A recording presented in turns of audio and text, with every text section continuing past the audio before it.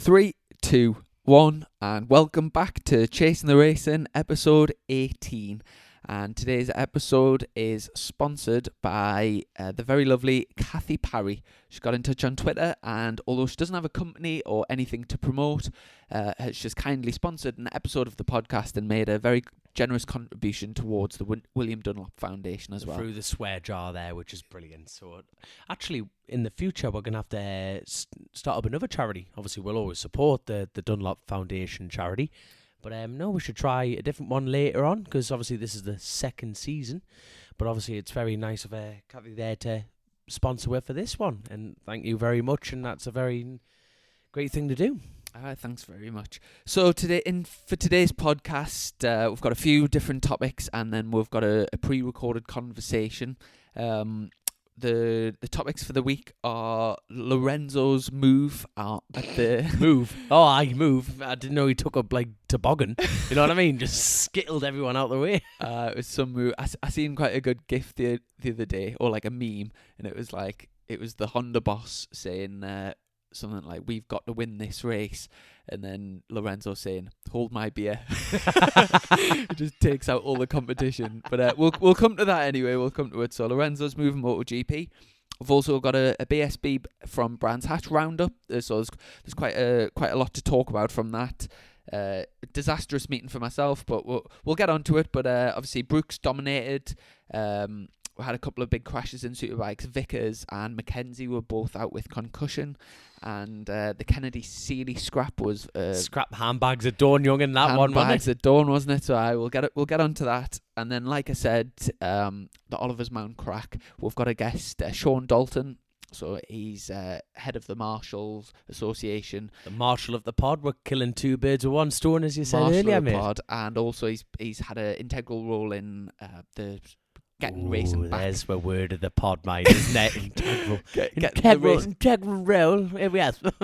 Getting the racing back to Oliver's Mount. Obviously, the only real road racing circuit that we have in England, and through himself, Eddie Roberts, and Mick Grant have kind of got together. We talked about it when we first started the podcast about will the racing be back to Oliver's Mount. Well, it's all getting sorted, and only a handful of weeks left till it gets going. That's it, yeah, and we'll have a bit crack on how all that's going about. But first, before we get on to our topics, how's your week been, Dom? What you been up to? It's been a right kick in the nuts, mate. We're fully back into the swing of reality. Obviously, last week, back at work, yeah, you just think you're kind of just getting this naive bubble of going, yeah, it's just a bit of work this week. It's come down like a ton of bricks, mate. I've been walking around like a bear with a sore arse. I'm telling you, I've just got to figure out a way to get out of tree cutting now. I love my job, but I need to sign a contract for someone or something. I need to do something, mate. I desperately need to do something.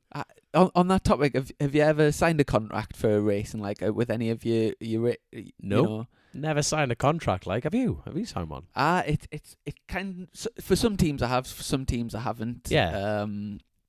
But yeah, I've over the years, like there's been different teams do it in different ways. Yes, some people do it as you see some at some like press things where people sign for someone, and it is literally just a piece of paper, and it's just like it's more or less for the photo shoot. But some teams take the contracts like quite seriously, and it's a proper contract. I remember the first proper contract I signed would have been 2014, I think. Can you remember the old Haribo Star Mix racing team? Well, you won the Triple Challenge, didn't you? Was this after? Yeah. So it was 2015. Sorry, yeah. So it was 2 years after that in Superstock 600, and even though it was in Superstock 600, the guy that runs the team or ran the team, Derek Sanders, he was like very very. How can I put it? Oh, here comes very political precise. Chrissy here, getting all the facts right. No, but it was his full-time job to run the team, and there was no stone unturned. Like literally everything. Would get emails before the round with like screenshots of every place that we needed to be at every time, like a schedule, like over anything you would get like a... Was this guy previously working at NASA or something like that? It was like that, but yeah, he's great, Derek. He's a lovely, lovely man. Stop nicking my lines like that pillock off the telly. But on on the topic of contracts, that year, you know, you're riding in the Superstock 600. It's for most people, it's like sort of lads and dads, and he had it was like a real in-depth contract which went on for clause and clause and clause. And I remember Did it end up looking like the Yellow Pages or something like that. It you know what? It took us about 2 hours to read the thing, but there was some funny. I remember one clause stood out, and it was something along the lines of. So it was like clause 752, and it was something like if you come in after a race and you kick your teammate's bike over, you're responsible to pay for the crash damage. Shut up, man. Something like that. Shut up, man. And it was Is that honestly written down? That was in the contract, yeah. And I remember like me and my teammate Jordan had a laugh about it at the time, and we said like. It must have like happened in the past, and he must have put it in there to like just to make it clear. Sounds like a dodgy porno in that one. And if you do me, I'll do you. Go on, let's kick each other's butts. Well, when I asked, I asked Eric about like, did this happen before? Like, and he was just like, no.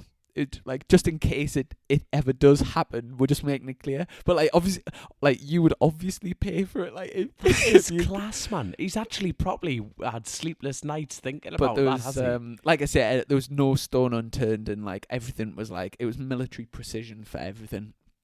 And but yeah, good time. But yeah, some years have been contracts. Some's just a gentleman's handshake agreement. It's just it kind of depends on what the team wants and what you want, really. I guess. Aye, but I love it. Hey, I tell you what. Speaking of kicking and all sorts, let's just jump into one of my favourite subjects here, the BSB Super Sport race. Yeah, well, we'll start there. Go on. Let's go for it. Right.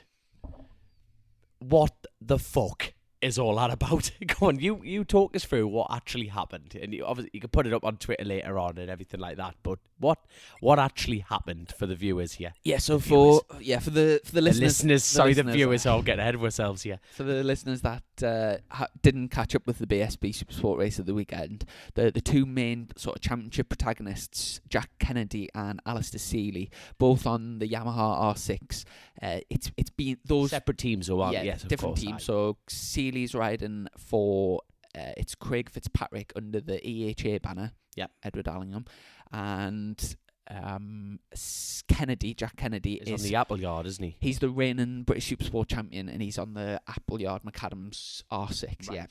Yeah. So two, very very established names, especially in the Supersport class. They've both had a lot of success. Jack Kennedy rode for the PTR Honda team in World Superbikes and is in World Supersport and was very successful over there. And like obviously Seeley's won it numerous times. Needless to say, the two lads aren't mugs. Yeah, exactly. They're the cream of the crop for this year. And Jack started off the year by sort of dominating the first few rounds, but he had a big crash at Donington and was out. And I think he's damaged broke his scaphoid, so he's been out, and that's allowed Seeley to get ahead of him on points. So this was how many rounds has he had though? 2. I think this is round 4. No, I meant in front of Kennedy. How many rounds has he sat out, Kennedy? He just missed the races at Donington. 2 races. All right, so he's missed a round, but still, that's very damaging for chasing a championship, mate. Sure. So, but obviously it was a kind of must-win for Kennedy to get back on Seeley's case, because I think Seeley's extended the lead to about 20 points or something. So not massive, but obviously you want him to keep it tight. So it was a great race. It was the damp sprint race on the Saturday afternoon, and with like 2 or 3 laps to go, it was anybody's race. There was a group of about 6 riders at the front. Ben Wilson actually hit the front with 1 lap to go, which, after all he's been through after that crash at the Northwest 200. How many years has it been for now for Ben Wilson? 2016, the Northwest 200? It was when he was riding the Aprilia, yes, it was 2016. Went over first go at road racing, and it was a duplicate chicane. Bike, though? Was it? No. No, it was the EHA Aprilia. Right, I didn't know he did the 1,000 at the Northwest there. Was it his first year with a gear link? I can't. We're gonna have to double check on this. Sorry, it was the year that he was with EHA, but he might have been racing for Gearlink. Gearlink, when it happened. Was it did he do something run on at the chicane or something? but I can't mind. I've seen him around. He's been part of the Northwest. He's been very much more of a diplomatic role at the Northwest. You know, help rider liaison or something like that. Well, it was a very nasty break anyway, and he's doing very well to be back on a bike, to be honest, and he's clearly worked very hard to get back to where he is. But yeah, it's great to see him back at the front. But yeah, at the front after all them leading the race with a couple of laps to go. But anyway, Seeley and Kennedy hit the front, and with a lap to go, Kennedy took the lead. It was one of those last lap battles, really, really close, anyone's game. And going round the last corner, Seeley was just on the outside, and I think with Seeley just being a little bit smaller and lighter, you know, he's a small man. Small man. he was held his line on the outside and outdrove Kennedy over the line. So he won it by playing defensive though. I don't think so. He won it by it was like 0.02 or something. It was very close. It looked by the naked eye, it looked like a dead heat, but Seeley just edged it. And then it all kicked off.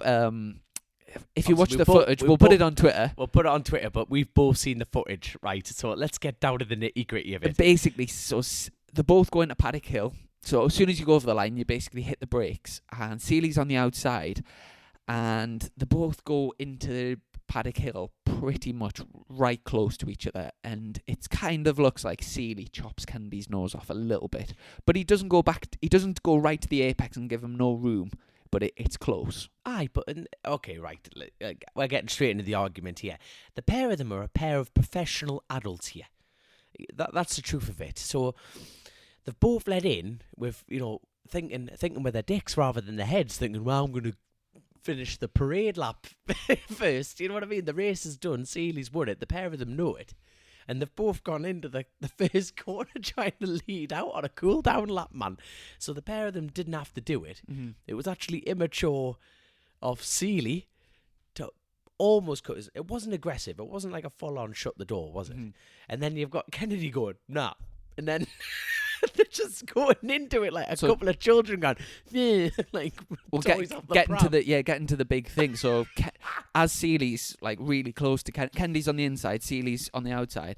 Kennedy's obviously really like raging that he's just lost that race, and he looks across. Divide in Ireland. Here we go. He takes his left boot off and just hoofs him on the just above his arse, like on his lower back. Like more of his shoulder blade, basically stamped on his back. And obviously Seeley's got you just don't expect that at all. Turned round, and as they go up the hill to Druids, they start you can't really throw punches on the bike, but they're like pushing each other and shoving each other as they go up to Druids. They then go round Druids' corner, and as Kennedy looks behind him, Seeley then basically chops Kennedy's nose off. So Seeley's back tyre hits Kennedy's front tyre, almost knocks him off his bike. And then, to be honest, I was expecting when it went into Parc Fermé, I was expecting them to really go to town and the teams. But as soon as they got into Parc Fermé, they were just got off the bikes independently, and there was not much. I think it was a case of Stuart Higgs made them shake hands after, and neither of them got penalties, and they probably got a little bit of a telling off for, like you say, acting a little bit unprofessionally. It's not exactly a good. It's an adrenaline sport. Don't get me wrong, and your head's in a different way, but the same breath, for God's sake, it's a little bit like he's kicked him. Seeley's got his own back. Do you reckon that's what we're thinking on the way back? Going right? Do you reckon Kennedy's wound his neck in and gone? Fair enough, I deserve that. Yeah, but in the same breath, Seeley shouldn't.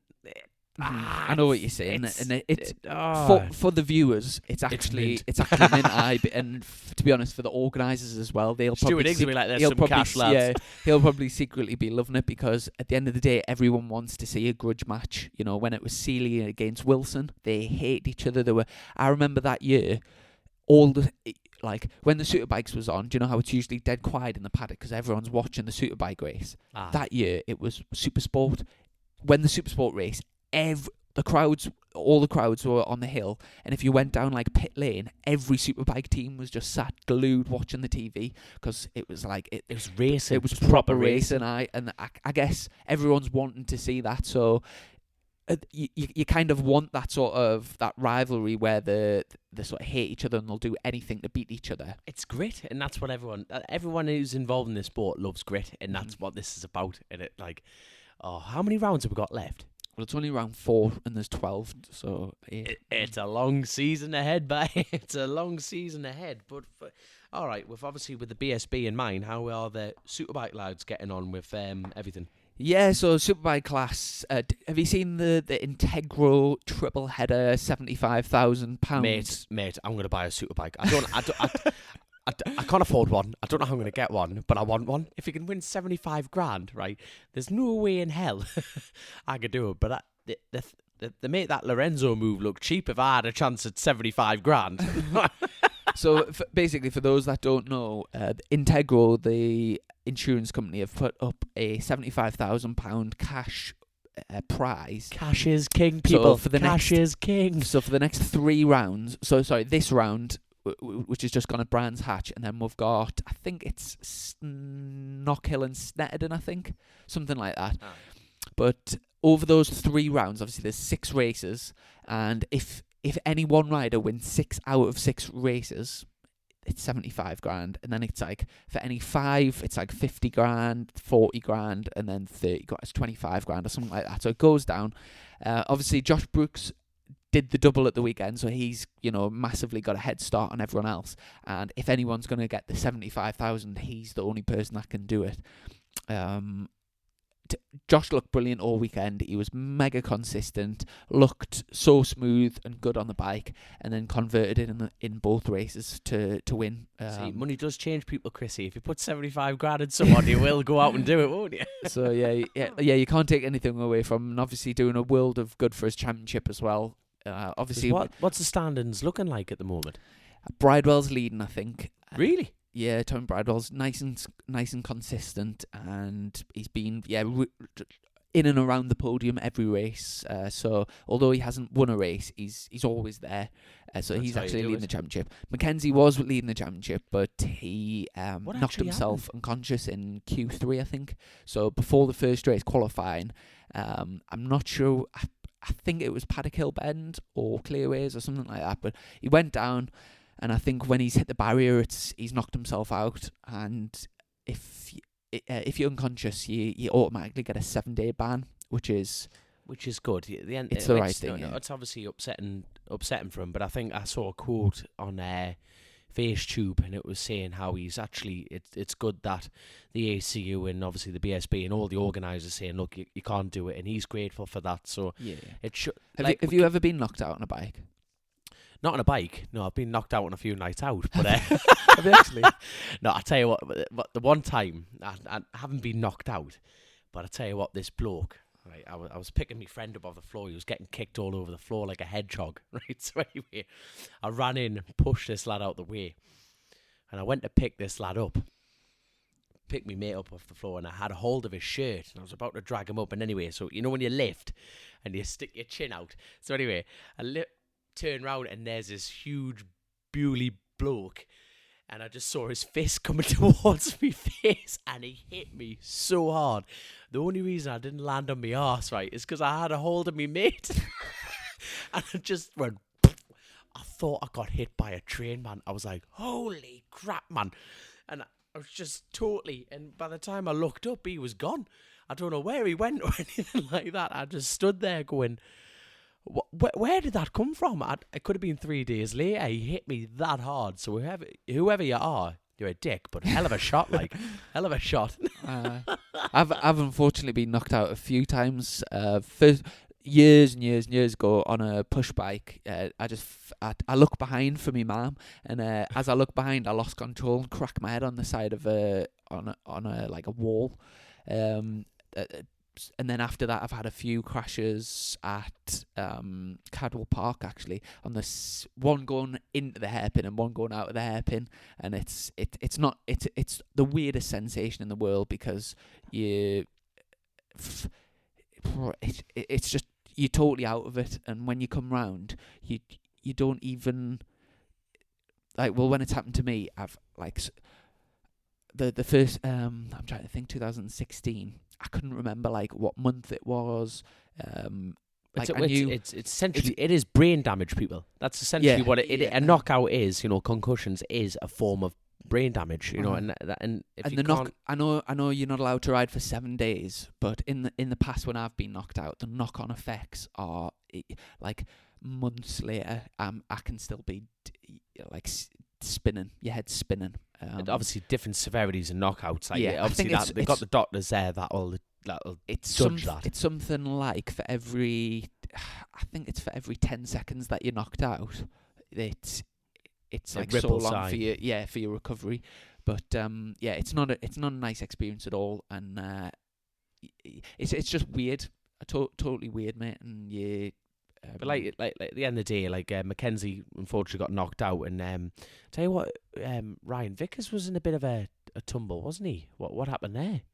Was it Ryan Vickers? Yes, it was Ryan Vickers, the young gun. So from winning the Superstock Championship last year, he's on the RF regular reserves, like Jake Dixon's old ride. Doing a good job so far, but he's had a few big crashes, did his collarbone at Donington, just got back for Brands. And then again, there's not been much on social media and stuff, so I'm not 100% sure what has happened, but I think he was knocked out, but then I think he was coming round and then going unconscious again, then coming around. So I really don't know what the severity is of that. I presume he won't be at Knockhill next week. No, but well, I guess get well soon, lads. To get both well lads. Soon. Yeah, definitely, especially Ryan there, because obviously Mackenzie's back up on his feet, you know, a little bit dizzy, but obviously we haven't heard anything from Ryan, like you say. So get well soon, you know, if this does reach you. Yeah. I was just thinking there that there was a time there's been 2 times at Cadwell Park where I've been knocked out. The one last year in the superbike class, I went down and I was actually under the hay, you know, like them protective bales that they've got. I was underneath that, and do you know when you get woken up from a dream and you kind of like slowly come round and you start to think like, where am I, etc. Aye. I was like, I had my eyes closed, and then all of a sudden, like I was like, it feels like you're asleep, and then all of a sudden I just heard like a Geordie accent. And they were going. It wasn't me, by the way. All I could hear was, "He's under there. He's under there. He's under there. Yeah, pull that off." And like I was like I say, if you feel like you're in your sleep, and then they pulled all these bales off us, and then I looked up and there was just this, and it was a Geordie lass down at Cadwell Park in Lincolnshire, and she was like, "Are you alright?" And I was like, "Ma'am, where am I?" And then I was like, "Oh God, I must have crashed." And then. It's surreal, but that's the thing about racing, though. Yeah, if you're not crashing, you're not trying, and if you can't go swim without getting wet with all that. But hey, speaking of crashes, mind, we've skipped a subject, and this is always my fault, skipping subjects. But let's quickly talk about the MotoGP. Yeah, well, I was just going to say, I thought you were going to say my crash of Brands. Obviously, I was. We've got too much to talk about between now and then, man. Let's talk about this proper pinball wizard of a move at the Jorge Lorenzo moment. So go on, talk us through that one. What was the situation there? Yeah, so I didn't actually watch Nor me. That's why I'm asking you. The GP live, but when I watched it on the catch up, I think Lorenzo came from about 11th or 12th on the grid, so he hasn't had the best of start on the Honda this year, but he is slowly getting there. And then beginning of the race, first lap, he looked like he was on a mission. Just every corner, he looked really aggressive coming through, and it was almost like, do you know when it clicked for him on the Ducati, and he went from like being right at the back, and then all of a sudden he was like right battling. At the front. Yeah, exactly. It was like that, and he was coming through the field really strong, and. All of a sudden, he pulled out. I was watching. I think Rossi pulled out on somebody and was looking to go up the inside. And then I looked, and Lorenzo had pulled out, and he was. I think there was Viñales and Dovi, and he was looking just to go up the inside of Dovi, I think it was. And then as they got to it's that tight left-hander off it's like kind of like a back straight, and he just took the front. But unfortunately, when he went down, he took out Dovi. Viñales, and then Rossi had nowhere to go, so he sat up, and then it looked like he'd got away with it because the bike sliding kind of picked Rossi back up, but then it like went under his back wheel and almost high-sided him off. So in one move, obviously he took himself out, Viñales, Dovi, who was, you Did know, the red flag it, and or did they Valentino carry on Rossi. the race? Or did they... No, it was all off track. So it just sort of left Marquez out at the front. Bit of a boring race towards the and end then. Yeah, well, I thought it was shaping up to be a brilliant battle with the usual suspects, but obviously with all of those getting taken out, Pinballing. it wasn't great. But it was good to see Fabio Quartararo take his first podium. The young he's only 20-year-old Frenchman. Oh, he's going really well, absolutely flying, isn't he? So is he second, his first podium? It was his first podium. He was second or third. I can't remember. Third, there you go. But yeah, good race all in all. And did you get to see the Moto 2 or the Moto 3? Honestly, mate, I would love. I haven't watched now. That's terrible. We've got a motorbike podcast, and I've watched now. I haven't got time to watch anything. But the only thing I've been seeing on social media is that Monster Energy girl is on that. What's that program called? Oh, Love Island. You're smiling. Why are you smiling? Why are you smiling? What's her name? She is stunning. I was looking through my phone, and I've got a photo. I've got a bit of a selfie with her on the start line for the Monster Energy race. Don't claim the fame. We claim the fame, and there she is on the left. There you go. It's Love Island. She's came across very badly. Hold on. Are you telling me you watch this? You have too much time yet. You're watching all the race and now Love Island. I'm ashamed to say it. Do you know what? The girlfriend got us started on it last year. Oh no, I bet Emily didn't even want to watch it. I bet it turns into an addiction, and like it's everything I hate, but for some reason I just I like watching really a car like crash. I like watching it. And but yeah, she came on with we're about to talk about Love Island here. No, Tyson Fury, the boxer. Everyone's a dosser. Tyson Fury. That's like his line. Oh right, He got it. You're a dosser. You're a dosser. Well, his brother's on. Oh, for his God's younger sake. brother. Yeah, look, we've got to stop. We're talking about Love Island. We're talking about right. Change the subject. Let's talk about. You brought it up. I know.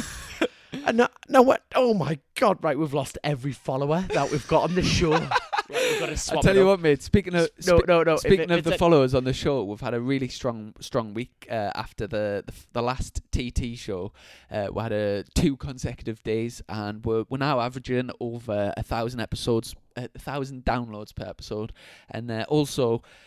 Big thanks to everyone that's been leaving the positive reviews on iTunes as well. All you 5-stars. All the 5-star ratings, yeah, really appreciate that. And I've got a personal shout out. I haven't shown you this yet, right? We've got a very dedicated listener, and she has absolutely got a heart of gold. And I had a very lucky.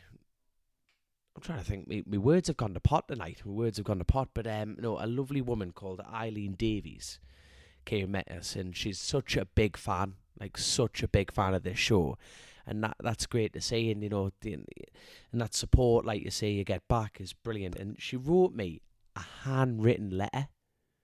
And you think, how many people have the time to do that? Mm-hmm. And she wrote me a handwritten letter, obviously, showing the support for the podcast and everything. And when I got to meet her and her sister, and she said, right, every top 10 that you get, I'll give you a tenner.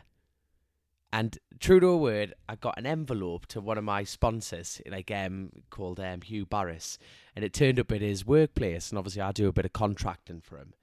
And got a lovely handwritten letter saying how well I've done, and it's kind of overwhelming. So this is going up in the trophy cabinet. So thank you so much, Riley. Honestly, this is absolutely great, and thank you for the money. Obviously, I'll buy Chrissy a copy with it, and we'll go and room ourselves. But spot on. Well, that's going up, and we'll have to. Hey, we should get a trophy cabinet for like the Dick of the Days and stuff like that. For every moment or memorabilia anyone sends, where we'll just put it in the trophy cabinet for the show. That's what we should do.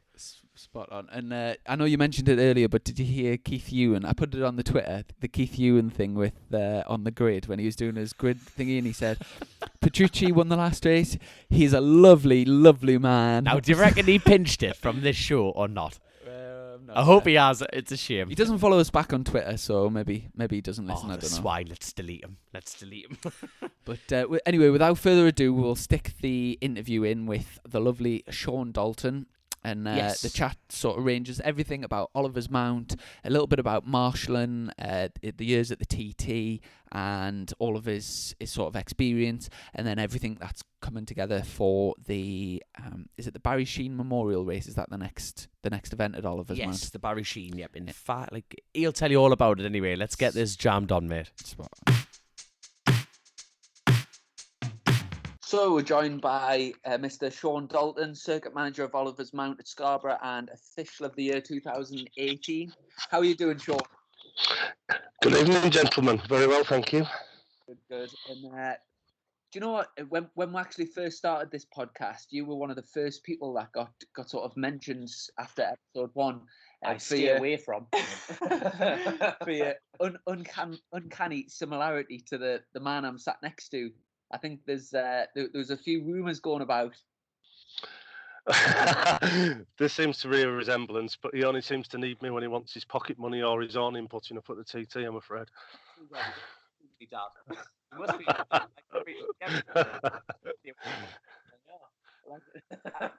So after the last podcast, I put a thing on Twitter basically suggesting guests, and quite a few people got in touch and suggested you wanted you on the show. So thanks for coming on. Firstly, yeah, thank you to everybody for asking. To be quite honest, it's quite humbling sometimes what you see on social media at the moment. It's great. Cheers. Oh, you've got some dirty secrets that they all know and we don't. So if you've got anything to get off your chest, we won't charge you the full, physical, full. What's the word? I can't even say the word.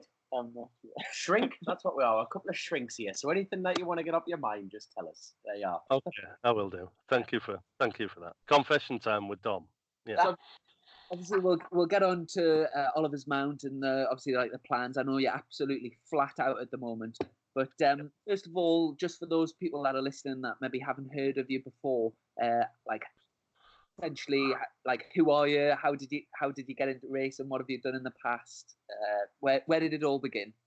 Oh, long time ago.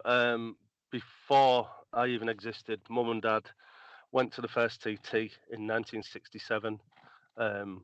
They went back for the honeymoon in 1969, and in February 1970 I was born. So if you work the dates out, Hilbury could have been the place.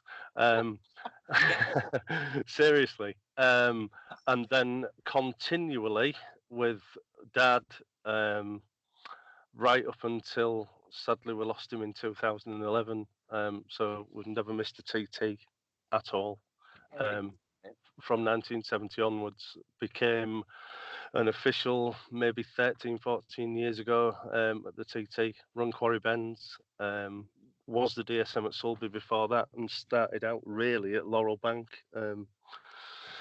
through that section there. So we've kind of worked our way up with it really. Chief Marshal at Oliver's Mount for the last 6-7 years, chairman of the Marshals Association. And this year we set up a brand new Marshals Association between all the original members, plus obviously new ones that keep getting added to it, called the 1946 Marshals Association, to look after Oliver's Mount and any other circuits if anyone's short of marshals, basically. And it's gone rather well. We've got 204 members up to the last post yesterday, some spanning as far as Germany. And everybody's really looking forward to the first race meeting at Oliver's Mount with it, to be quite honest, because it's the first time really that they've all been together as a group since Oliver's stopped running, even though, we do the TT and the Manx together, really. Right. Oh, brilliant, mate. Absolutely brilliant. Well, obviously going back into obviously what you were just talking about there, this association, the Marshals Association. Yeah. So obviously when people join up, what obviously they become do they have to be a marshal already, or through you they become a marshal, or how does that system work? We've got a new website up and running. The links are there on the Twitter pages, but basically it's a membership. You're joining a club, to be quite honest, but we have full affiliation from the SCU. We're fully licensed. We've done it all properly. We have training days coming up. Luckily, with helping out the people at the TT and them helping us, and the Southern. We've had an offer of 2 very good medical training days that are the same as the incident management courses at the TT. We've got the chief medical officer who's from AirMed Red at the TT. He comes out of Alpine. He's now looking after Oliver's Mount for us, and Bill Walton, who is the instructor for the incident management courses for the TT, is coming over just before the Barry Sheene to incident train our chief sector marshals, deputies, and paddock staff. Cool. And like I said, before we get on talking about the plans for Oliver's Mount and how that's all going, just on the sort of marshalling, on the topic of marshalling, what's your favourite moment ever marshalling? Oh, God, there's a million. Absolutely. We do get an awful lot of riders break down with us at the TT, so it's quite nice to for the girls to bring them in, make them a cup of tea, make them feel welcome, to be quite honest, and calm them down a little bit from kicking bikes that have blown up. We have had occasion where riders have offered to help. Mike Russell, he marshalled at Drury's at Oliver's Mount a few years ago to help us. We've even managed to convince Nick Jeffries to marshal at Sulby at the Manx a couple of years ago with his partner. It's just great when everybody gets together, to be quite honest. It all becomes one family rather than just being the riders, the marshals, the officials, the organisers. I think it's very important nowadays to keep it all together in one bunch, to be quite honest. Absolutely. And obviously, me and Dom were at the chat show at the North Yorkshire like a good few months ago when you were talking all about the new project, and obviously yourself, Mick Grant, and Eddie Roberts. How's the whole thing? How's the whole project coming together? Is everything on track? And are you looking forward to the first event? Yep.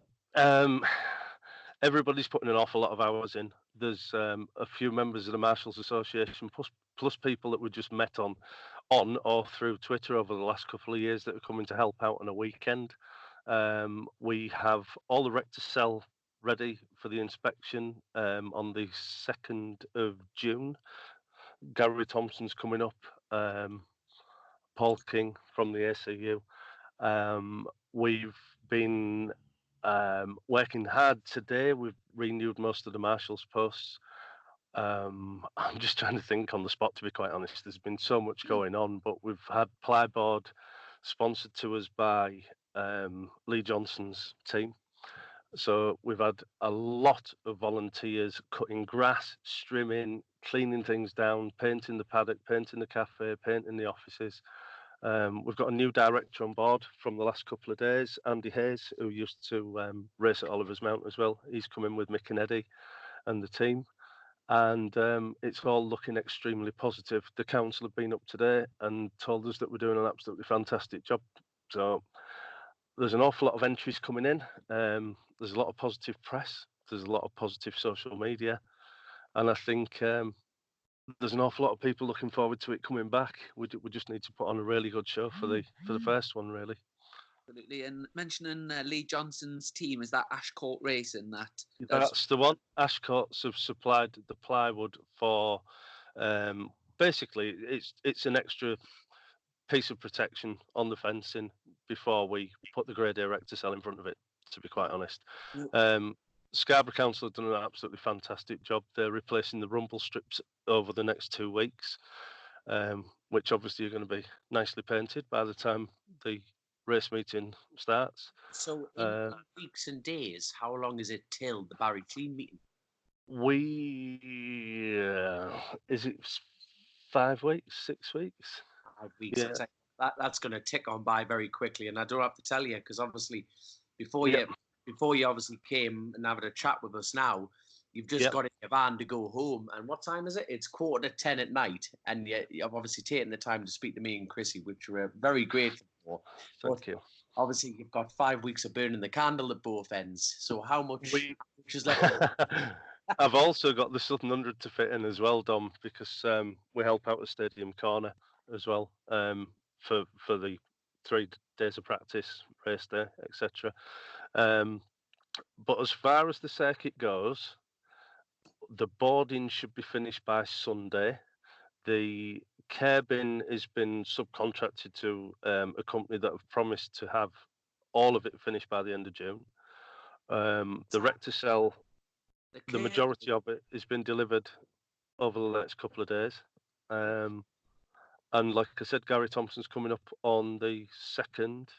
And really, we should be nearly there with the circuit, to be quite honest. We've held back on various improvements in the paddock. The one thing that we have done, because when we was at NYRCC, I know that Dom brought up a problem with parking at Oliver's Mount. It will be limited to teams. We have also taken away the old holding bay because it was on an incline.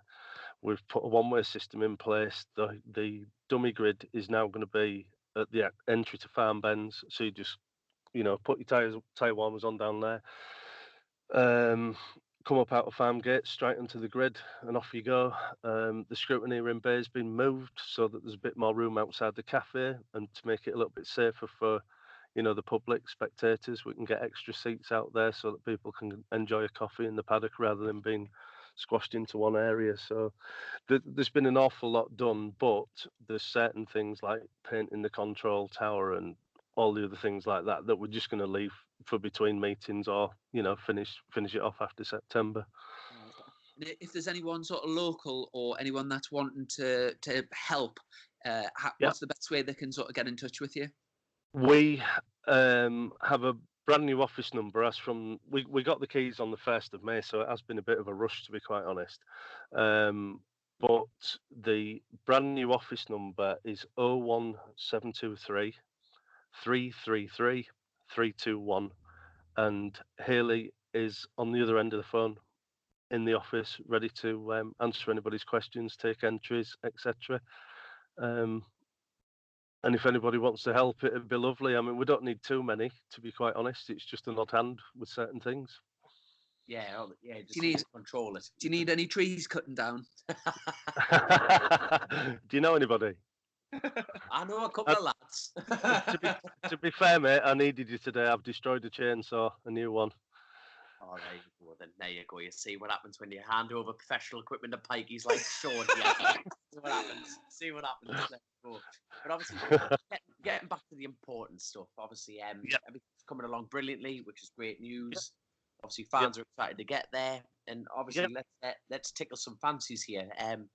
What's your guest lineup looking like for entries? Who are the big names? Jamie Coward confirmed yesterday. Brilliant. It was quite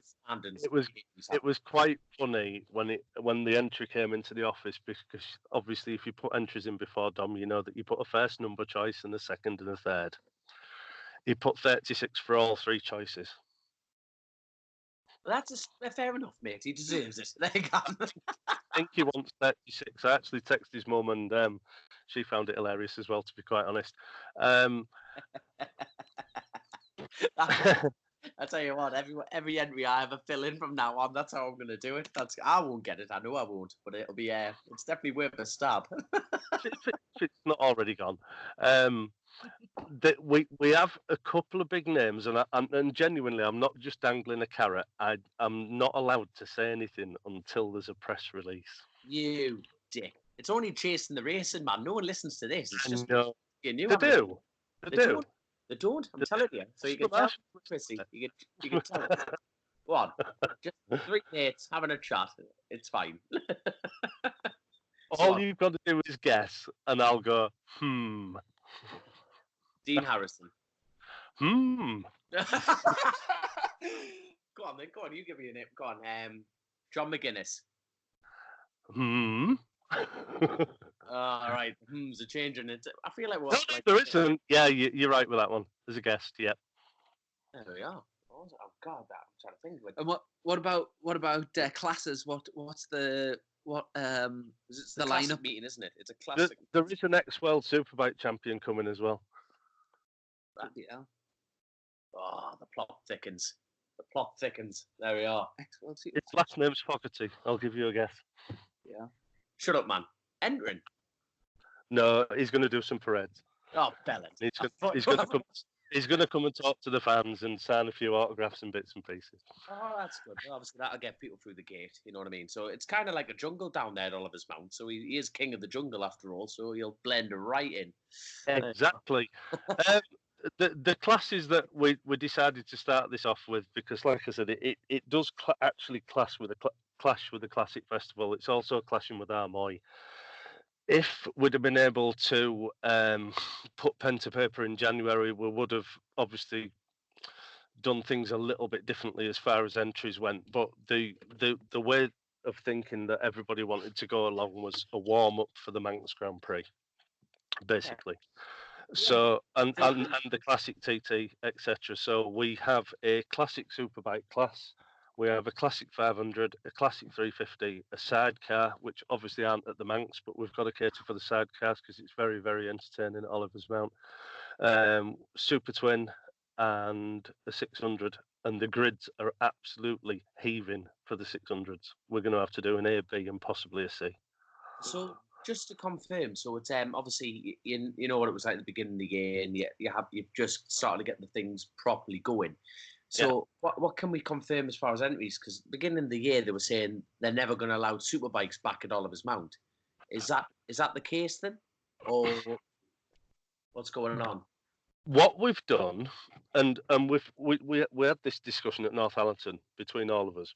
There has been a lot of speculation that thousands won't be racing at Oliver's Mount.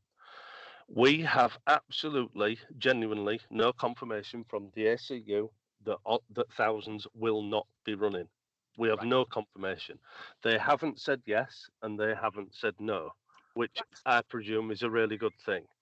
Now, there has been discussions about the speed of the bikes, but Danny Horn kindly gave us a bit of data information from RC Express and from Ivan Linton's bikes a couple of years ago. There was 100 thousandths of a second in it between 1,000 and a 600.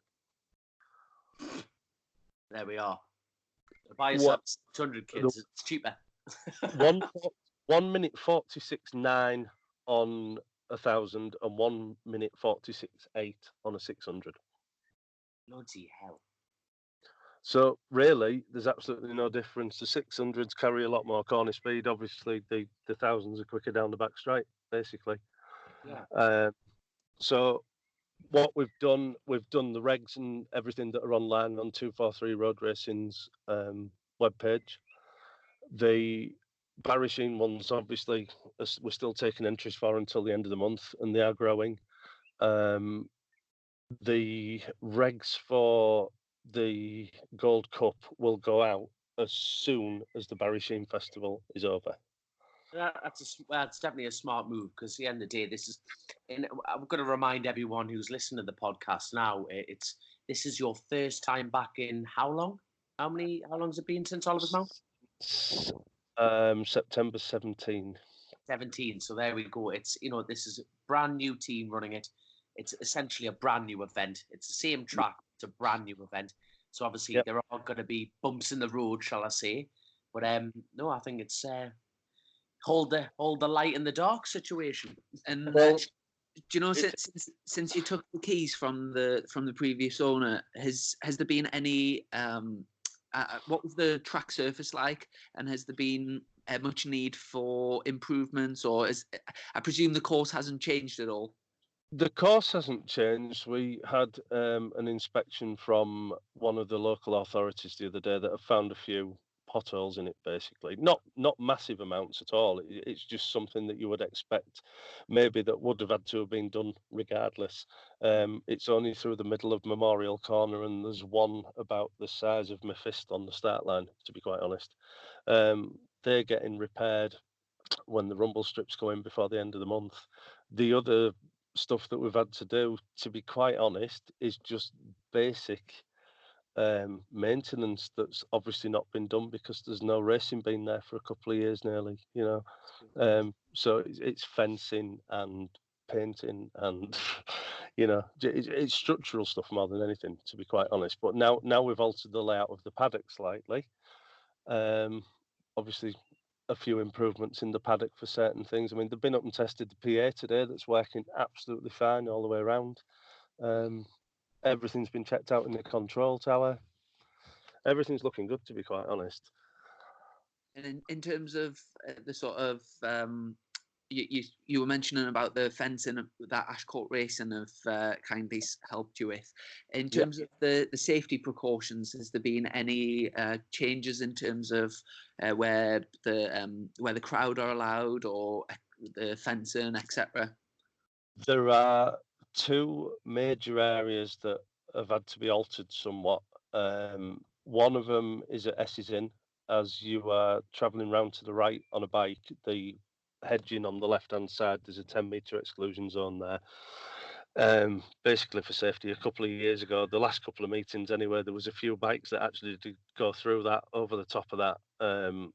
So from a safety perspective of us and the ACU in full agreement, we've put a 10-metre exclusion zone there. But to be quite honest, very few people ever stood and watched there anyway.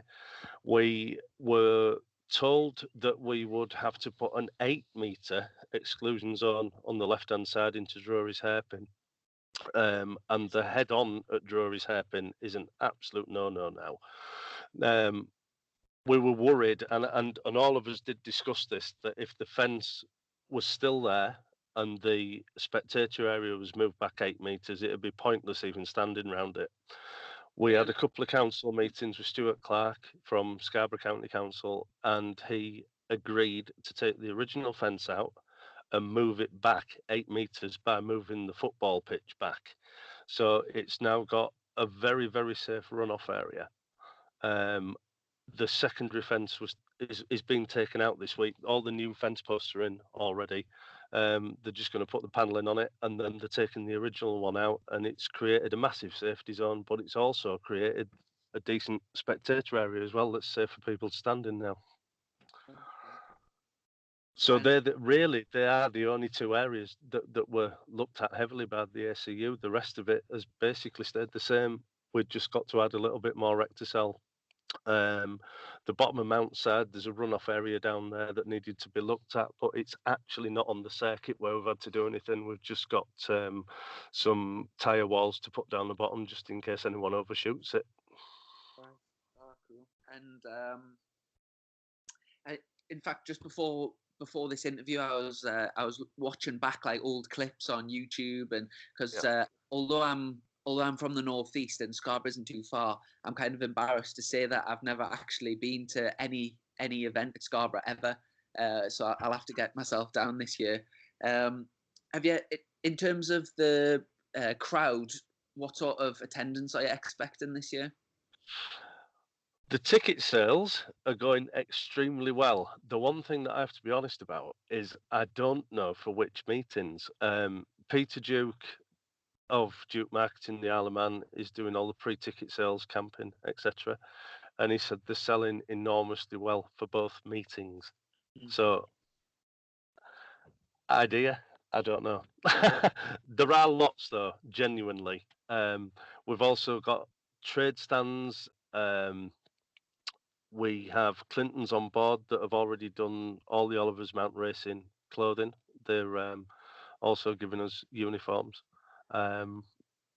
We've got an awful lot of sponsorship in small amounts because it's halfway through a season, but we've got local businesses that have offered to buy overalls for the marshals, tabards, etc., media, there's an awful lot of people putting an awful lot of effort in, but it's like I keep saying, if we'd have had the keys in January, it'd have been a different matter. We'd have had 4 meetings, but because it's halfway through a season, a lot of people are already committed to A, where they're racing, B, where they're marshalling, and C, the sponsors to where they've actually put the money up front, because usually things like this are sorted out in September, October, November, the year before anything happens. Scarborough Council have been very, very, very, very good to us, looking after us properly, honestly. Like I said, I didn't realise what a massive event it has been in the past. I was just looking through the stats there, and the biggest crowd of 64,000 back in 1996 when Foggy, Aggo, and Reed were battling at the front. Can you see those sort of glory days coming back to Scarborough once again, and those sort of crowds, in the next few years? Hopefully, if it takes off again. I think enough people have missed it. I think the curiosity is running round high enough for people to want to come back and see what's happening. The highest actual ever crowd was 1977, and it was 78,000. Bloody hell! What was the price difference from there and now then? I don't know, mate, to be quite honest. But if like head egg or something, and now what is it? A mortgage? I'm joking with you. Go on. No. The ticket prices have reduced. The last time it was ran in 2017, it was £60 for a weekend. Plus, obviously, there was camping charges, etc. It's £40 for a weekend now, and anybody who bought advance tickets in the first 2 months got free camping, which saved them 45-50 quid. Paddock passes are 10. We opened this up because we realised that the way that it was done before, the ticketing system automatically give you a paddock pass when you bought an advance ticket. We worked out that 45% of the people that actually got these in advance didn't even use them. So we knocked the ticket prices down, and now everybody's got available access to the paddock. Right. Oh, very good, mate. Absolutely fantastic. I tell you one person I forgot to ask before. Do you know when you were asking about the entry list? Is Ian Locker looking to return? I saw him at the TT after I helped Dom put up his awning. He's already committed. He's already committed to an event, and I'm presuming it's Armoy. I really don't know where he's going, but he said he will definitely be back for the Gold Cup and obviously some meetings next year if he's still riding. Oh, brilliant! And you usually would do a Dom versus the guest little quiz, but I haven't actually got anything sorted for this. Get in! But just to put you on the spot, how many wins do you think Ian Locker's had around Scarborough in all classes? Do you know the answer to this? Yeah. 101. Oh, not good guess. It's 130. 130. Is it really? Yeah, all classes. He's the most successful rider at Scarborough. So hopefully we'll get him. Who's the second then? I'll tell you what. I was gonna actually. He was gonna ask me that question, but I've just looked at his notes, so he's collared me cheating already. So there you go. Well, there you go. It's Chris Palmer anyway.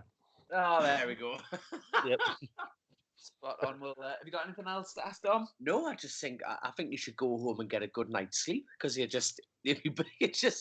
putting so much work into this, and I genuinely do wish people could see it because it's like you said, there are going to be mistakes. We're not stupid, you know. I mean, I've run circuit teams for Time Attack, for the TT, bits and pieces like that. Done an awful lot of work at Cadwell, but this really is a completely different ball game, to be quite honest.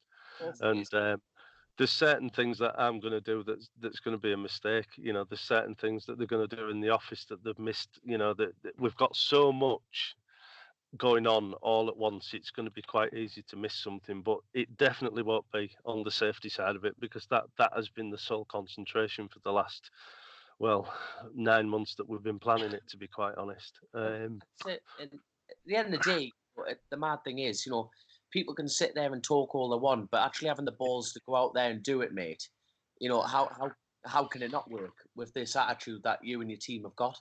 You know what I mean? And well done, and thank you for getting a crack back on its feet again. And Eddie did the very same thing with Mallory. Got it back on its feet, got it working properly. You know, we've all got our own little bits and pieces to do. I'm still going to be chief marshal on race days. I mean, the circuit manager's thing takes a step back really on a weekend. To be quite honest, it's not my day job on a weekend, is it? You know, so I'm still going to put a set of orange overalls on a weekend. To be quite honest, and so is everybody else that's volunteering. I think that's how we started the journey. We wanted to keep it going like that. I was contacted by Mick, Eddie, Nick Jeffries, we all went for a meeting and we all realised that each of us had something to put in, to be quite honest. And I think the way that everyone's working now, and now Andy Hayes is on board as well, is very, very determined to make it work. There will be glitches and there will be people complaining about the temperature of the water in the toilets probably, but they shouldn't be touching the toilet, should they? You know, it's in the sinks that should be worrying about. Well, like saying, obviously, I've been our only, real road racing circuit in England. There's a lot of, real road racing fans out there, and I'm sure that, it'll be a great event. Hopefully, there'll be some big names turn up, and it'll be, get it back to where it was years ago. One thing that we haven't mentioned that was spoke about at the North Yorkshire thing was prize money. I know when Eddie was asked about it, he was saying, obviously, if hopefully it'll be a successful event, attract plenty of sponsorship and entries, and therefore they'll be able to put some prize money up to attract the bigger names.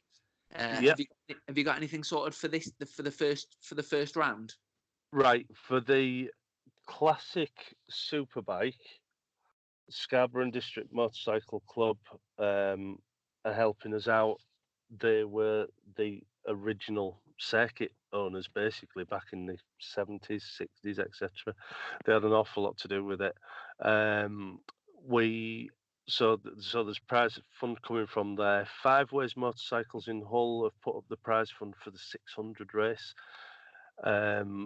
We are running a trophy in memory of my dad. I lost him in 2011, and we have a new trophy, and it was produced by Pete and Viv Alton. They used to race sidecars in the 90s. Pete now runs the TT Supporters Club, and he has provided the trophy in memory of my dad, and it's called the Marshall's Cup, and that's going to be given for the 500cc race at the Barry Sheene Festival. And a lovely gentleman called Nev Hughes, who people will probably know from waving flags at Sulby Bridge and at Drury's Hairpin at Oliver's Mount, has put up a full £1,000 prize fund for the race. Well, that's amazing, mate. And obviously that is a huge honour to you and your dad, and amazing, mate. Yeah, absolutely. He didn't miss a TT. He never missed a race meeting at Oliver's Mount. True loyal supporter of Carnaby Raceway when it was there, Cadwell Park. It's been in the family for a long time, and Mum was born in 1947, and she still helps us out running the holding bay now, and often marshals at the TT at Sulby as well. So that's a proper, still going on. A proper family, that proper pet. Well, no, but that's we're brilliant. trying. It'd be nice to get you two to pop down anyway to come and see this Barry Sheene Festival if neither of you are busy. The opening's there, Dom, for you to bring a classic bike if you can't do anything. I'll go have a chat with the team. I'll go have a chat with the team. But the mad, have you ever stuck my commentators? Me and Chrissy can spool enough shite to keep them going. It'd be a good thing to get you up there in the top of that control tower with Tony Copeland for a chat for half an hour or something on the first race meeting. But no, I'm being serious about the classic. I'm looking forward to see whose name's going to be on the trophy, to be quite honest, with it being in memory of Dad, and it's a nice thing. And Pete and Viv have also bought 3 replicas for it as well. So whoever wins it, obviously they're not taking on the big one, but there are 3 replicas to take away with the win as well. Yeah, definitely. Well, Shaun, thanks so much for joining us on Chasing the Race, and all what we can say is I really hope that the whole project comes together and it's a massive success. If I'm not racing myself on the weekends, I'll be definitely down.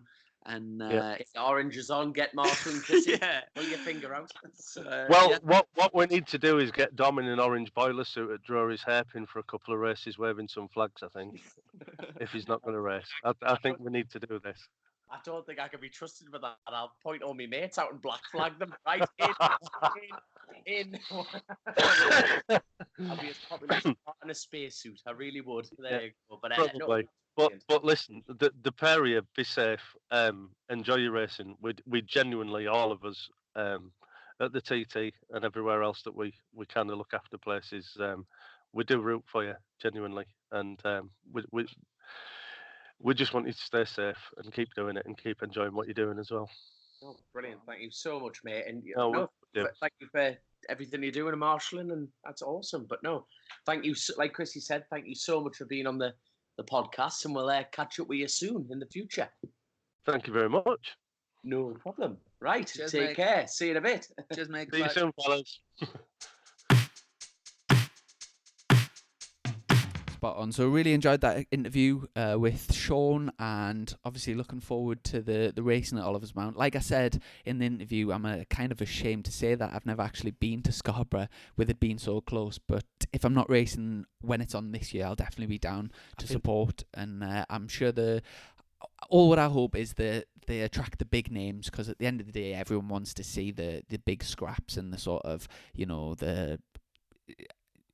Just like you say, what we're talking about with the BSB, you want the rivalries back, and you want some sharp head, and you want some bumping affairings. Like you say, if back in the day when there was, I know Shaun mentioned 78,000. Did he say 1 year? 78,000 people. 78,000 people around that little track. But the mad thing, we didn't mention that when we had Shaun on the show, but it's like the time era is swapped now, hasn't it? Because you can check, everything's so digital now. Mm-hmm. You can just go online and check. So, imagine, like you say, 78,000 people on the hillside.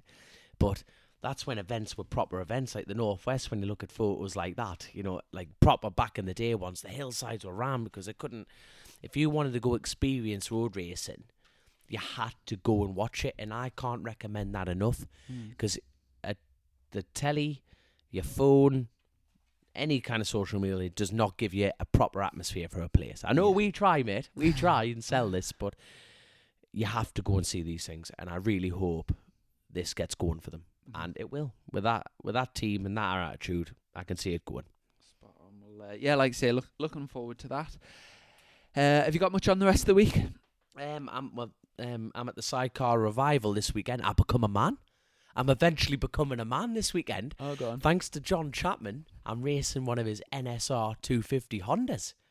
Oh, is that this weekend? That's this weekend. Is that at Cadwell Park? At Cadwell Park, at the Sidecar Revival. So if you're popping your head down there, it'll be good to see us. Are you running the full track or just the... It's a full big boy track, so I'm getting to scream round a proper two-dinger. Ding, ding. Oh, I can't wait. Absolutely cannot wait. That's mint. Oh, cannot wait to get going. Have you rode many two-strokes over the years? I've never ridden one, mate. Have you not? Nah. The only thing I've ridden is my chainsaw. That's the only thing on that.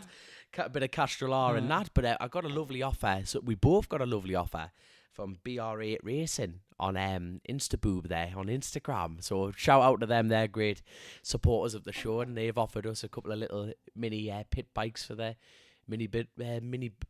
Oh God, my brain's having a full-on fart here. So the British mini bike thing. That's the one. That's the one. So I know we've been invited down to that. So big shout out to them. And what about you, mate? What's your crack for the weekend? This week, just getting things sorted for some racing at Knockhill next week. Oh yes, putting a supporters bus on, so going from the local village, so just organising things like that. Still room on the bus? Yeah, still room. So if anyone locals wanting to go, it's like a return coach on the Sunday the 30th of June to Knockhill, so just north of Edinburgh, so near Dunfermline. It's £40 for adults and £20 for children, so 13 and unders, £20. That's your coach trip there and back, and your ticket in for the BSB. That is an exceedingly cheap way to go and watch a BSB. Yeah, like when you think the diesel alone, if you went yourself, never mind the wear and tear on your motor, that would be that'd be 60 quid in diesel minimum. In the past, people have used it as basically getting a good day on the sauce. So damn right, son. I might join. Oh, I'm busy. Damn it. So there's I think it'll be a good trip, and if anyone wants tickets, just get in touch and let us know. Also, NGK have put a good goodie bag together for everyone that's going on the trip with some. I think they're doing Spark like a little plugs raffle for the or bus. something. Yeah. So thanks to Paul at NGK for sorting that out. And thank you. Oh, sorry. No, you. Oh, after you, sir. After you. Yeah, and I think that's pretty much it for the week for me. Just getting myself prepared. Good man. And yeah, really looking for that. That's kind of like my home race, even though it's like 3 hours away or whatever, 2.5 hours or whatever it is. We are country bumpkins, son. There we are in the middle of nowhere. But I had a good test there up. Was it a couple of weeks ago? Yeah, and, spot on. it's a cool little track that, so I'm looking forward to the racing. Brilliant, mate. Right. And yeah, other than that, I think that. Thank you to our sponsor, and thank you for donating to charity. You know, any big shout out to Kathy Parry. Yep, Kathy, thank you so much. It really does help. It really does help. So, hey, Chrissy. Till next time, young'un. Till next time, we'll have some more crack. Better than this, I hope. We'll have some more crack, and we'll go from there, mate. Spot on. Cheers, Dom. See you soon. Cheers, Chrissy. Cheers, Bye. mate. Bye.